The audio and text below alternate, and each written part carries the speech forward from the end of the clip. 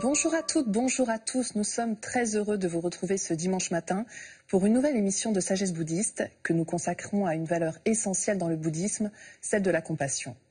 En effet, à l'heure où les crises et la violence se multiplient, il semble de plus en plus nécessaire de trouver le courage de résister à la peur de l'autre et d'oser la compassion pour transformer nos vies. Alors comment faire? Comment surmonter la peur et avancer sur ce chemin de transformation? En quoi la compassion peut-elle changer notre vie, mais aussi celle des autres? J'ai l'immense plaisir d'accueillir, pour en parler avec nous, une grande figure du bouddhisme international, Thupten Jinpa. Thupten Jinpa, bonjour. Bonjour. Alors, vous êtes un ancien moine tibétain, proche de Sa Sainteté le Dalai Lama, dont vous avez été un des traducteurs officiels. Vous êtes diplômé de Cambridge, vous vous consacrez aujourd'hui à l'étude comparée des sciences et de la spiritualité, à Stanford notamment, et vous venez de publier chez Belfond « N'ayons plus peur, oser la compassion pour transformer nos vies ». Merci beaucoup d'être avec nous aujourd'hui. Alors tout d'abord, pour que l'on fasse mieux connaissance avec vous, est-ce que l'on pourrait revenir sur votre parcours et notamment sur votre enfance, Thupten Jinpa? Tout d'abord, merci de me recevoir ici sur les sagesses bouddhistes. Ma vie a été assez intéressante, à vrai dire. J'ai grandi en tant que réfugié tibétain en Inde et donc je suis allé aux écoles traditionnelles tibétaines et puis à l'âge de 11 ans, j'étais inspiré de devenir moine et donc je suis allé au monastère. Et donc mon entraînement, ma formation a surtout été dans les études bouddhistes classiques. Et j'ai aussi l'opportunité d'étudier ensuite la philosophie à Cambridge, parce que même en tant qu'enfant, j'étais très curieux. Mon esprit était très curieux, très avide de connaître. Et maintenant, j'habite au Canada.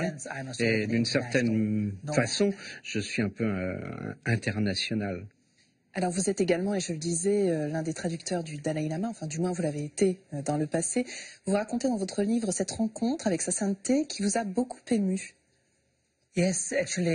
Oui, à vrai dire, quand quand on grandit en Inde en tant que réfugié tibétain, la figure même de Sa Sainteté le Dalai Lama est très importante parce qu'il est un peu le sens de ceux qui sont en exil en tant que réfugiés. La première fois que je l'ai rencontré, c'était quand j'avais 6 ou 7 ans et qu'il vint visiter l'école, du village tibétain où j'étais un élève, donc je parle de cela dans mon livre en fait, et là j'ai vraiment été ému et touché par sa personne, et puis j'ai été honoré à ce moment-là d'être proche de lui, de tenir sa main même, et en tant qu'enfant ça a été très marquant.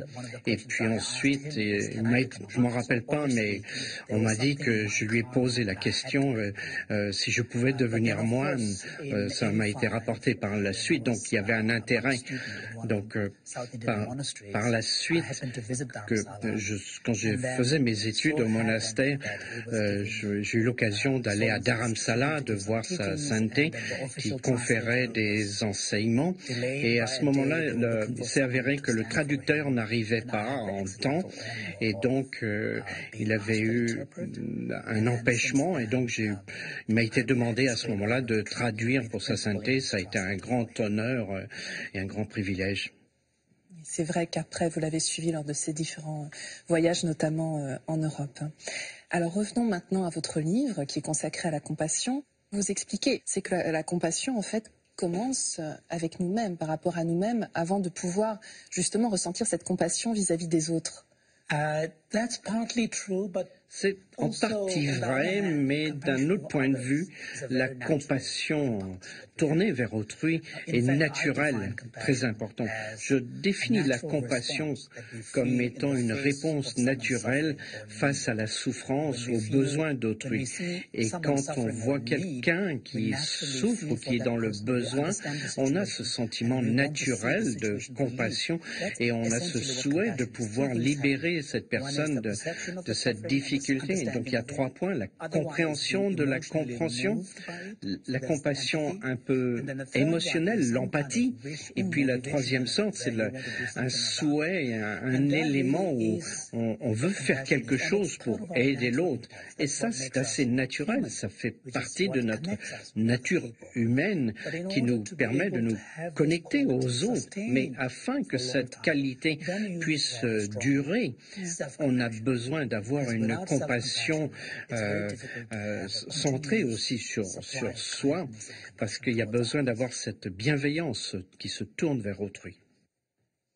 Alors, Thupten Jinpa, concrètement, comment faire pour transformer cette intention de compassion en action? Vous citez notamment Tsongkhapa qui nous dit « Le bon et le mauvais karma sont des fonctions de l'esprit. Toutes nos actions sont définies par notre intention. » Alors, comment pouvez-vous nous aider justement à remettre la compassion au cœur de nos vies?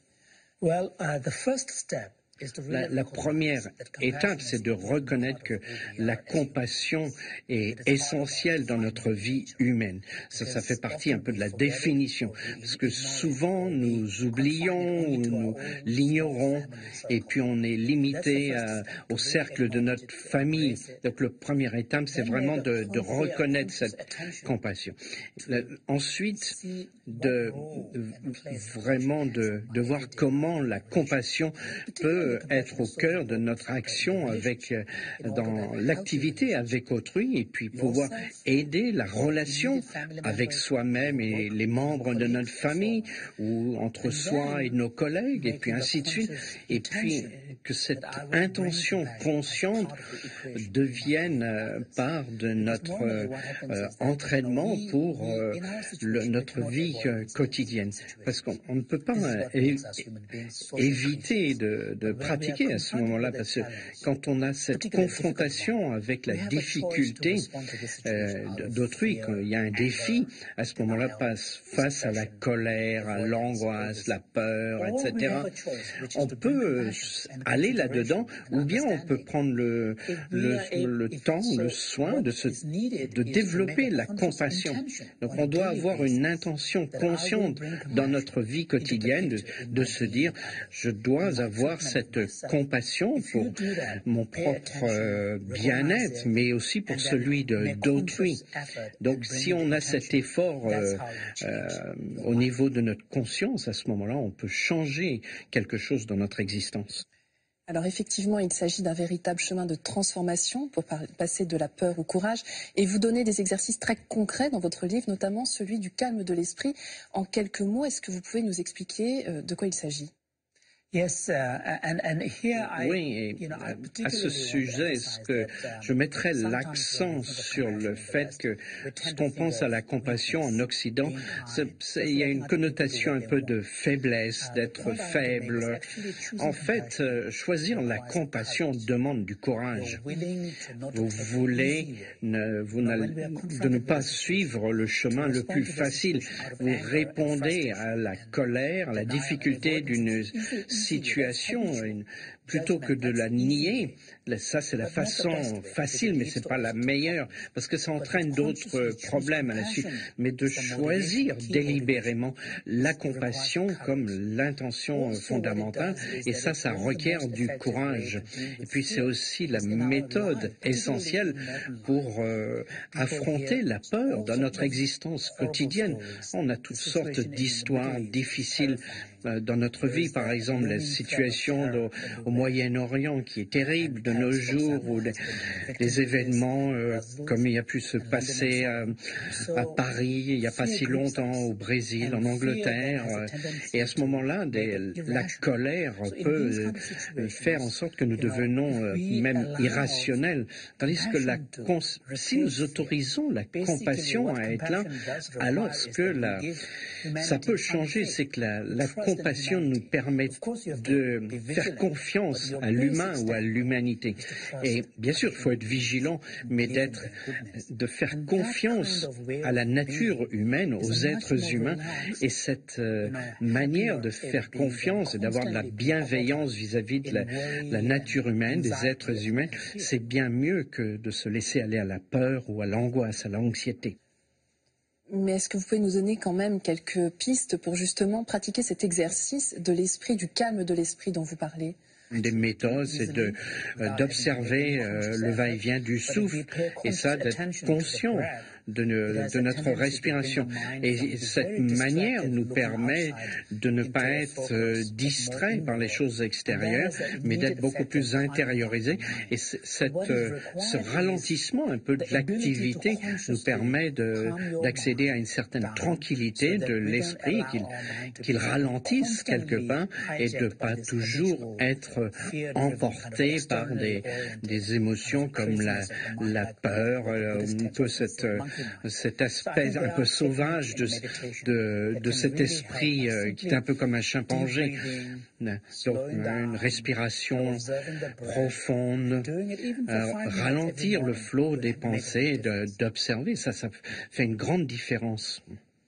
Alors, avant de nous quitter, j'aimerais quand même vous poser une question sur ce qui vous caractérise, puisque vous menez des études, je le disais, comparées entre science et spiritualité, et vous avez notamment mis au point un programme consacré à la compassion qui est enseigné à Stanford.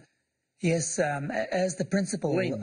English translator to the Dalai Lama, En tant que traducteur, un des traducteurs principaux du Dalai Lama, pendant les 30 ou 35 années passées, j'ai eu le privilège d'être, en tant que traducteur, de rencontrer des psychanalystes, des scientifiques qui explorent différents aspects de l'esprit ou de la science en relation avec le bouddhisme, et ça m'a permis aussi de travailler avec l'université de Stanford, où j'ai été un des membres fondateurs pour ces rencontres, et donc de développer un programme laïque de l'entraînement dans la compassion. Donc c'est à la fois une pratique d'attention, mais qui part depuis la vue ou la philosophie bouddhiste, mais appliquée à un monde plus laïque, une approche plus laïque. J'en fais mention dans mon livre, et donc on a maintenant formé un certain nombre d'instructeurs en cela, et qui officient dans différents endroits aux États-Unis, même en Europe maintenant, et on explore ainsi certains points, certains aspects qui peuvent être appliqués dans des besoins particuliers de la société occidentale, de personnes, par exemple, qui sont victimes de stress ou qui sont épuisées. Et donc, ça fonctionne aussi bien pour des professeurs, des enseignants qui font face à des situations très pleines de défis, de challenges. Et donc, ils ont ainsi des méthodes où ils peuvent développer une qualité de résilience sans se fermer, parce que parfois les gens se ferment complètement, alors qu'il y a une possibilité de ne pas complètement abandonner, mais de ne pas complètement être vulnérable, mais de permettre d'avoir une attitude intérieure plus bienveillante qui peut s'adapter. Merci beaucoup, Thupten Jinpa, d'avoir été avec nous aujourd'hui. Thank you very much for giving me this opportunity. Merci à vous de m'avoir permis d'avoir cette opportunité. Et si vous souhaitez en savoir plus sur ce sujet passionnant, voici quelques ouvrages. Avec tout d'abord le livre de notre invité « N'ayons plus peur, oser la compassion pour transformer nos vies », publié chez Belfond. Vous y retrouverez de nombreux exercices, notamment de méditation, pour nous aider à ouvrir pleinement notre cœur aux souffrances d'autrui, de surmonter notre peur et d'être enfin pleinement nous-mêmes. De Yongey Mingyur Rinpoche, de la confusion à la clarté, guide des pratiques du bouddhisme tibétain, préfacé par Mathieu Ricard aux éditions Fayard. 12 bonheurs pour une vie heureuse, de Davina Delors, publié aux éditions Marabout. Et enfin, en ce début d'année, nous avons le plaisir de vous annoncer la parution d'un nouveau magazine bouddhiste francophone, Sagesse bouddhiste le MAG, édité par l'Union bouddhiste de France. Ce premier numéro est consacré à la méditation. C'est la fin de notre émission. Vous pouvez la revoir pendant toute une semaine sur le site internet de France 2 en consultant plus.fr. Merci à tous de votre fidélité. Je vous souhaite une très, très belle journée.